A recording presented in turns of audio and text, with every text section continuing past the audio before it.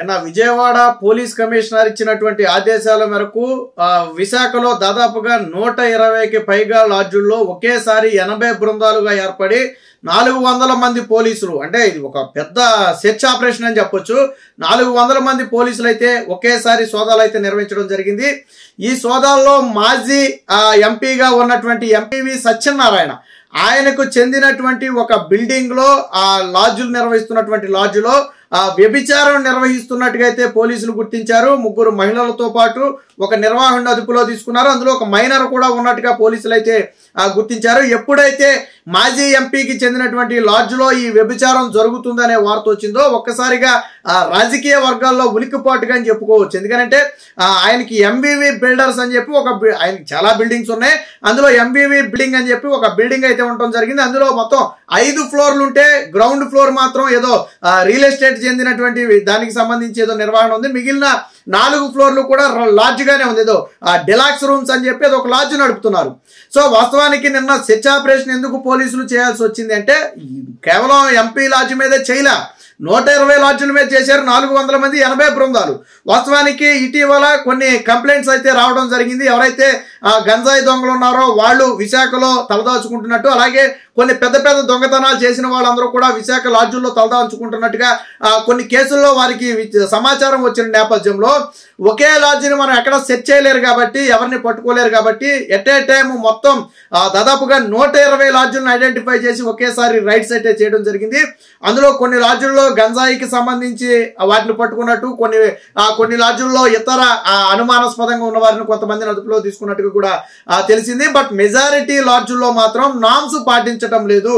ఏదైతే సీసీ కెమెరాలు పని చేయకపోవటం, కొన్ని ప్రాంతాల్లో కొన్ని చోట్ల సీసీ కెమెరాలే లేకపోవటం, ఆ రికార్డు మెయింటెనెన్స్ లేకపోవటం, విజిటర్స్ లిస్టు లేకపోవటం, అలాగే వచ్చిన వారికి సంబంధించిన ప్రాపర్ అడ్రస్లు వారి దగ్గర లేకపోవటం, ఇలాంటి అనేక అంశాలను అయితే పోలీసులు అయితే గుర్తించడం జరిగింది. వాటన్నిటిని కూడా నోట్ చేసుకున్నారు. ఆ లాడ్జీలకు అయితే నోటీసులు కూడా ఇస్తామని చెప్తున్నారు. అవసరమైతే మరి ఒకవేళ మరీ నిబంధనలకు విరుద్ధంగా వ్యవహరిస్తున్నారనే అనుమానం వస్తే అవసరమైతే లాడ్జుల్ని సీజ్ కూడా చేస్తామని చెప్పి పోలీసులు హెచ్చరించారు. అయితే వీటన్నిటికంటే కూడా ప్రధానంగా ఎంవివి సత్యనారాయణకు చెందినటువంటి లాడ్జ్లో వ్యభిచారం చేస్తూ పట్టుబడ్డారు అనే వార్త ఇప్పుడు రాష్ట్ర వ్యాప్తంగా కలకరం సృష్టిస్తుంది. ముఖ్యంగా వైసీపీ నేతలు ఉక్కిరిబిక్కిరి చేస్తుంది. ఎందుకంటే ఇప్పటికే వైసీపీ పార్టీకి వైకామా పార్టీగా అధికారంలో ఉన్నటువంటి టీడీపీ జనసేన పేర్లు పెట్టాయి. ఎందుకంటే అంబటి రాంబాబు దగ్గర నుంచి, గోరంట్ల మాధవ్ దగ్గర నుంచి మొదలు పెడితే, అవంతి శ్రీనివాస్ దగ్గర మొదలు పెడితే, తాజాగా మొన్న చూసినటువంటి దువాడ వ్యవహారం వరకు కూడా 1 కాదు 2 కాదు అనేక వ్యవహారాల్లో ఇప్పటికే పార్టీ పూర్తిగా అబాసుపాలైంది. దీంట్లో తాజాగా మాజీ ఎంపీలోనే ఇది నిర్వహిస్తున్నారు అనే వార్త ఏదైతే వచ్చిందో అది మరింత కలవరపాటుకు గురి చేసింది. ఒక రకంగా వైసీపీకి ఇది ఒక రకమైన డ్యామేజ్ కూడా. అయితే అక్కడ మనకు అందుతున్న సమాచారం ప్రకారం ఆ లాడ్జిని ఆయన సొంతగా నిర్వహించడం లేదు, ఎంవివి సత్యనారాయణ సొంతగా నిర్వహించడం లేదు. బట్ మొత్తాన్ని కూడా అద్దె పర్పస్ మీద ఇచ్చినట్టుగా అయితే తెలుస్తుంది. కింది దాన్నేమో రియల్ ఎస్టేట్ కోసం, మిగిలిన 4 కూడా లాడ్జ్ కోసం ఇచ్చినట్టుగా తెలుస్తుంది. వాళ్ళకేముంది, అద్దెలకి ఇవ్వడంలో వాళ్ళు చేసేది ఏముండదు అనుకోండి. బట్ కనీసం ఏం జరుగుతుంది అనేది కూడా ఆయన అవగాహన లేకపోవడం అనేది ఇప్పుడు ఆయన పీకల మీదకి వచ్చినట్టుగా తెలుస్తుంది. ఖచ్చితంగా నిర్వహణతో పాటు లాడ్జిని రెంట్కి ఇచ్చినా కానివ్వండి, లేదా లాడ్జ్ ఓనర్స్ కానివ్వండి, వారందరి మీద కూడా పోలీసులు యాక్షన్ తీసుకుంటారు. సో ఆ కోణంలో ఇప్పుడు ఎంవివి సత్యనారాయణకి ఏమైనా నోటీసులు ఇస్తారా, దీనికి సంబంధించి ఏమైనా అడుగుతారనేది చూడాలి. అయితే ఇది పూర్తిగా అద్దెకి ఇచ్చినటువంటి వ్యక్తి నడుపుతున్నారు అని అక్కడ చెప్పినట్టుగా కొంతమంది పోలీసులు అయితే చెబుతున్నారు. ఎంవివి సత్యనారాయణ కేవలం ఇదొకటే కాదు, చాలా చోట్ల బిల్డింగ్స్ ఉన్నాయి. వాటిని వేరు పర్పస్లకి అయితే రెంట్లకి ఇవ్వడం జరిగింది. సో మెజారిటీ బిల్డింగ్స్ అన్ని కూడా రెంట్లకి ఇచ్చినవే. బట్ ఈ బిల్డింగ్ లో రైడ్ చేసిన తర్వాత అసలు ఎంవివి బిల్డింగ్ అని చెప్పి ఎంట్రన్స్ లోనే పెద్ద బోర్డు ఉంటుంది. సో వాస్తవానికి గతంలో మరి ఎందుకు జరగలేదు అంటే మిగిలిన చోట్ల రైడ్స్ చేసిన ఎంపీ బిల్డింగ్ లో ఎవరు రైడ్ చేస్తారు చెప్పండి. కూడా నిర్వాహకులు కూడా చాకచక్యంగా ఎందుకు వీళ్ళనే ఎంచుకున్నారంటే వీళ్ళ హోటల్స్ మీద ఎవరు రైడ్స్ చేయరు. మొన్న 5 ఏళ్ల పాటు అధికారంలో ఉంది వీళ్ళే కాబట్టి వీళ్ళ బిల్డింగ్ జోలికి ఎవరు రారు.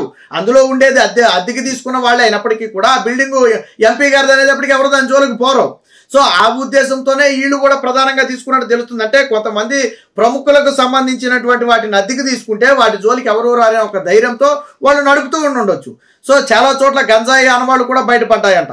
సో మెయింటెనెన్స్ అనేది సక్రమంగా లేదు. ఒక లాడ్జ్ లో మెయింటెనెన్స్, సీసీ కెమెరాలు మెయింటైన్ చేయట్లేదు, బ్యాకప్ మెయింటైన్ చేయట్లేదు, రికార్డు మెయింటైన్ చేయట్లేదు, వాళ్ళ అడ్రస్ ప్రూఫ్లు కరెక్ట్ గా మెయింటైన్ చేయట్లేదు అంటే అక్కడ ఏదో తప్పు జరుగుతుందని అర్థం. వాస్తవానికి నామ్స్ ప్రకారం వాళ్ళ ఆధార్ కార్డ్ నెంబర్ తో సహా వాళ్ళ పూర్తి డీటెయిల్స్ తీసుకోవాలి, ఫోన్ నెంబర్లు తీసుకోవాలి, వాళ్ళు వచ్చినటువంటి పర్పస్ తీసుకోవాలి, పూర్తిగా అన్ని ఫ్లోర్లలో సీసీ కెమెరాలు ఉండాలి, ఎప్పుడు మానిటర్ చేస్తూ ఉండాలి, వాళ్ళ కోసం ఎవరు వస్తున్నారు ఎవరు వెళ్తున్నారు అనేది కూడా కింద హోటల్ సిబ్బంది అబ్జర్వ్ చేస్తూ ఉండాలి, దాన్ని అనుమానం వస్తే పోలీసులకు చెప్పాలి. ఇవన్నీ కూడా నామ్స్ లో ఉంటాయి. బట్ అసలు ఇవేవి కూడా మెయింటైన్ చేయట్లేదు. ముఖ్యంగా ఈ వ్యభిచారం లాంటి వ్యవహారాలు నడిపే చోట పూర్తిగా సీసీ కెమెరాలు కూడా పనిచేయవు. పనిచేసినా అది దాని బ్యాకప్ అనేది ఉండదు, కెమెరా మాత్రమే ఉంటుంది, అది పనిచేయదు, లేదా దాని బ్యాకప్ ఉండదు. అంటే పోలీసులు వెళ్ళినా ఎటువంటి ఆధారాలు దొరకవు. ఏమన్నా ఒక వారం 10 రోజులు వెనక్కి తీద్దామంటే అందులో ఎటువంటి ఆధారాలు కూడా దొరకవు. బట్ అందులో ఆ బిల్డింగ్ లో ఒక లాడ్జ్ లో దాదాపుగా 3గురినైతే పోలీసులు రెడ్ హ్యాండెడ్ గా పట్టుకున్నట్టుగా తెలుస్తుంది. ఆ హోటల్ నిర్వాహకుడిని కూడా, అంటే ఈ ఎవరైతే వ్యభిచారాన్ని నిర్వహించే వ్యక్తి ఉన్నాడో ఆ వ్యక్తిని కూడా పోలీసులు అదుపులోకి తీసుకున్నట్టు తెలుస్తుంది. ఇందులో ఒక మైనర్ కూడా ఉన్నట్టుగా అయితే పోలీసులు అయితే చెప్తున్నారు. ఇప్పటి వరకు దీనికి సంబంధించి అంటే పొలిటికల్ ఇష్యూగా ఉన్నట్టుగా పోలీసులు అయితే ఎక్కడా కూడా చెప్పలేదు. బట్ అది ఎంపీ బిల్డింగ్ కావటంతో ప్రధానంగా ఇప్పుడు అధికార పార్టీ కూడా తీవ్ర విమర్శలు చేస్తుంది. ఒక పక్క, ఇంకో పక్క సోషల్ మీడియాలో ఇది వైరల్ గా మారింది. ఒక రకంగా ఆయన అతికి ఇచ్చినా కానీ అవన్నీ ఎవరు పట్టించుకోరు. కానీ ఆయన కూడా కనీసం నేను ఇచ్చినటువంటి బిల్డింగ్ లో ఏం జరుగుతుందనే కనీసం చూసుకోవాలా. అదే షాపులు అనుకోండి, ఓకే, నో ప్రాబ్లం, అందులో ఏమీ జరగదు. కానీ లాడ్జులు లాంటివి కానీ లేదా వేరే బ్యూటీ పార్లర్స్ కానీ ఇలా ఇచ్చినప్పుడు కొంచెం జాగ్రత్తగా ఉండాలి. ఎందుకంటే లోన్ ఏం జరుగుతుంది అనేది ఎవరికి తెలియదు. సో అలాంటి వాటి విషయంలో జాగ్రత్తగా ఉండాలి. బట్ మరి ఎంపీ గారికి తెలిసే జరుగుతుందా తెలియక జరుగుతుందా మనకు తెలియదు. అసలు ఎప్పటి నుంచి జరుగుతుందో కూడా చూడాలా. ఈ డిలాక్స్ లాడ్జ్ అనేది ఎప్పటి నుంచి నిర్వహిస్తున్నారు? గత 5 ఏళ్ల పాటు ఉండుంటే ఇది విచ్చలవిడిగా జరిగిందనే అర్థం. ఎందుకంటే ఆ లాడ్జ్లో జరిగేది వ్యభిచారం అంటే ఖచ్చితంగా వైసీపీ హయాంలో కూడా జరిగే ఉండాలి. అప్పుడు పోలీసులకు సమాచారం ఉన్నా లేకపోయినా ఎంపీ బిల్డింగ్ కాబట్టి ఎవరు ధైర్యం చేయలేరు. ఈ రోజు కూడా 120 లాడ్జులు వీటి మీద రైడ్స్ చేశారు.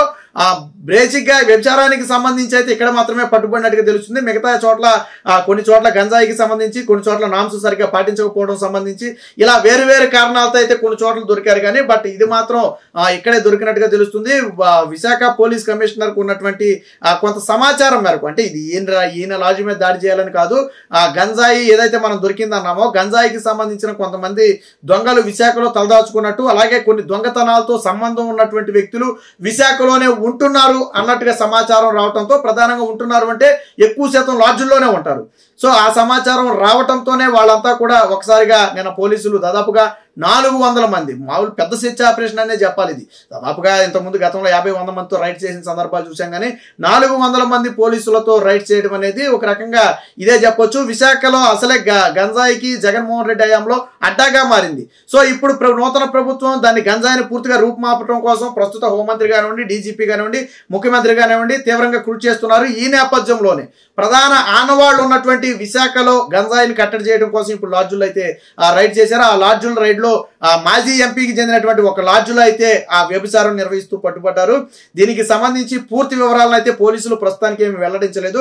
బట్ వెల్లడించిన తర్వాత దీనికి ఎంపీకి ఏమైనా సంబంధం ఉందా లేదా ఎప్పటి నుంచి జరుగుతుందనే విషయాలు అయితే అప్పుడు మాత్రమే బయటకు వచ్చే అవకాశం ఉంది.